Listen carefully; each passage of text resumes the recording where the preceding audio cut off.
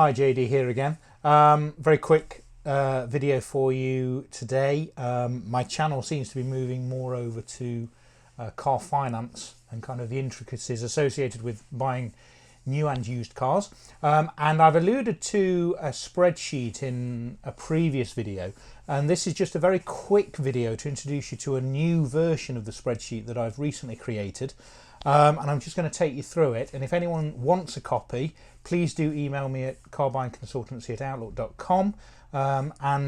A few of you out there have very kindly donated a small amount of money for a copy of this spreadsheet, and I know you are finding it useful, so I thought I would just do a quick video to explain the fact that the new spreadsheet that I've created has got 3 different tabs available depending on the information that you've got from your dealer.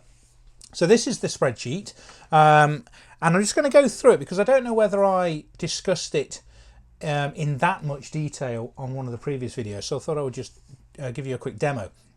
So at the bottom of the new version, I've made 3 different versions of the same spreadsheet. The first one is used when you know the APR. The second one is used when you know the annual rate, and if you're unsure what the difference between annual rate and APR is, stay tuned because I'm going to do another video later today which considers different rates of interest, not in terms of their amounts but in terms of their terminology, if you like. So we're going to look at annual rate, we're going to look at flat rate, we're going to look at AAR, which is an annual equivalent rate, compounded rate, and also an APR figure, because these are the kind of things that a dealer will potentially catch you out with. But anyway, I digress, that's another video. So this video will let me enter the APR, it will also let me enter the annual rate, and it will also enable me to enter the actual figures from the agreement. So let me just take you through each of them. So if we know the APR, fairly obvious, and in the spreadsheet you basically enter the information in all of the yellow boxes. Okay, so let's take my example on my M140 because I've used that before. I know that the total cost was 31,116. Just zoom in a little bit here for you. Deposit was 1,049, so that automatically tells us the amount that we are borrowing, which is 30,067, and in here we put our GFV, so that's our guaranteed future value. Now what this spreadsheet doesn't do is it doesn't really take into account setup costs and option to purchase fees, and the reason I've done that is certainly with the agreements that I've taken out over the last 5 years or so, those fees are negligible. It used to be that when you took an agreement out you might pay 150 quid admin fee, and then maybe £150 what we call option to purchase fee, and that can affect the APR, which I'll explain in another video. But on this spreadsheet it doesn't really take into account because BMW charge about £1 now for their option to purchase fee, and there's no setup fee, so it's negligible. So my guaranteed future value on this deal was 14,117.30, and the APR was 3.9. And then what you do here is, because we've got in this case 47 equal payments with month 48 being our GFV value, we're going to put in, as it says there, enter term less 1 up to 47. So I'm going to put 47 because it's a 48 month PCP, with month 48 being the optional guaranteed future value payment.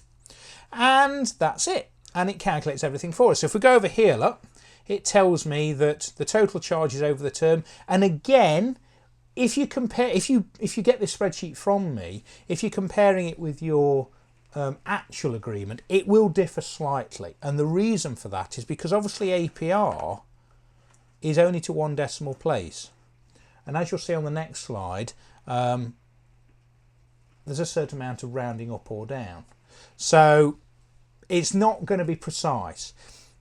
The APR is based on the annual rate, and as you can see here, when I've typed in 3.9, this has given me an annual rate of 0.038320. So obviously there's a bit of rounding involved when we go to a standard 1 decimal place APR figure. So don't be alarmed if it's slightly different to what your agreement says. I tell you, for example, that my actual payment is 411.81. So you can see that it's 70 odd pence out, but it's pretty close. So that will tell me my monthly payment. It tells me the total amount we've borrowed, which is obviously our purchase price less our deposit, which is 30,067, and it tells us the total amount payable, including deposit and including any charges. Now that's important, because if we want to voluntarily terminate on an agreement, we need to know 50% of the total amount. And remember, that's total cost, deposit paid, interest. When you want to voluntarily terminate, it's 50% of the total amount borrowed, including these charges and your deposit, don't forget.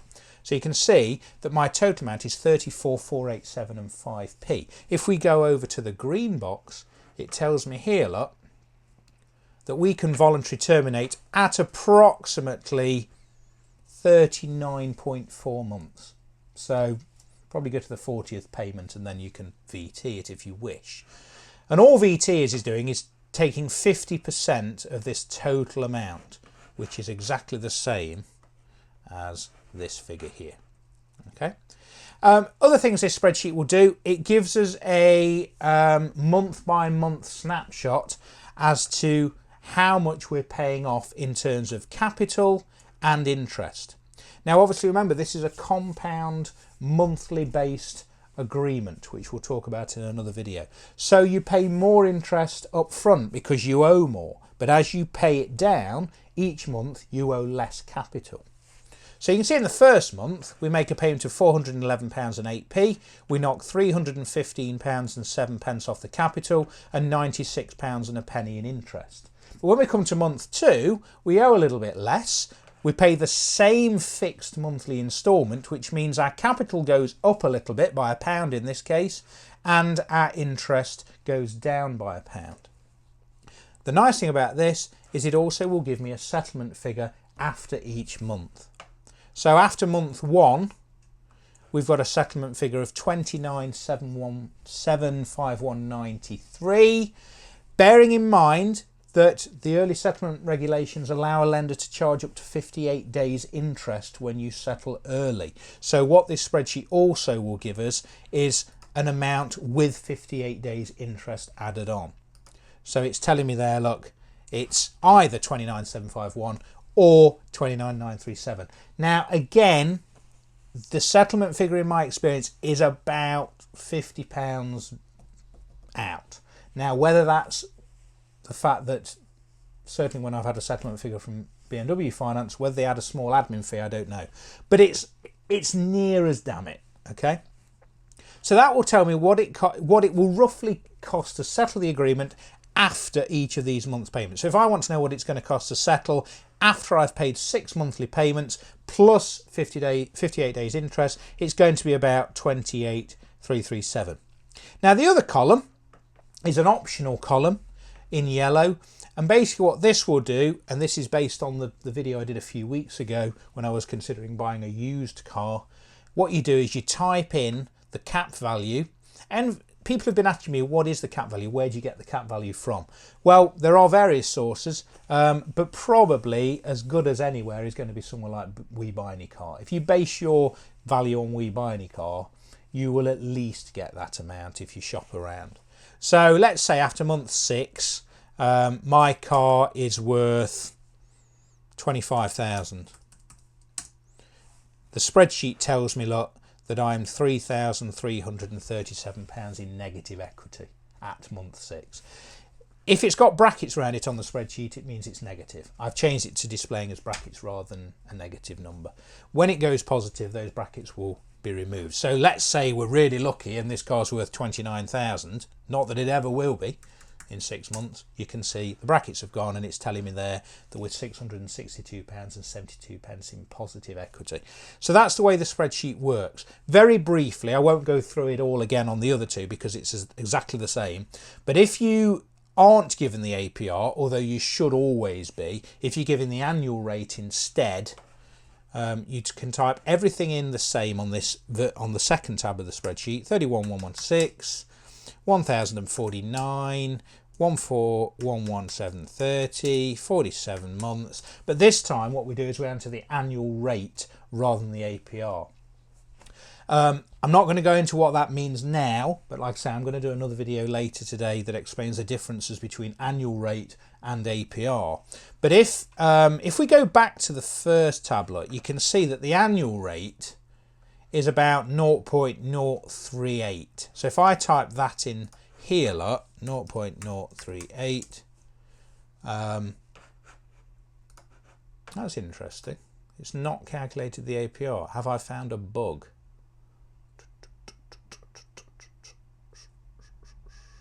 That's interesting. I've just found something. Anyone who's already purchased this spreadsheet off me, I may be sending you a new version shortly. What that should do is give us a 3.9 figure in there. I think I've deleted the formula by mistake. But essentially, what will happen is that depending on what the annual rate is, and depending on how many decimal places it's entered in, will give you occasionally a slightly different APR figure. So just that's why I was saying, if when you enter the APR figure here, it may be slightly different to your agreement due to rounding. I'll come back to that one though, because I found something that shouldn't happen. The other one is it calculates everything for us based on the figures. So let's try that. So 31,116, 1,049, 11730 on the GFV, annual rate. Oh, sorry, can't do that because this is where it calculates it for us. We need to put in our terms. So let's just nip back to another one and see what the figures are. So 3371 in interest. Total amount borrowed was 30,067 because we've paid our deposit.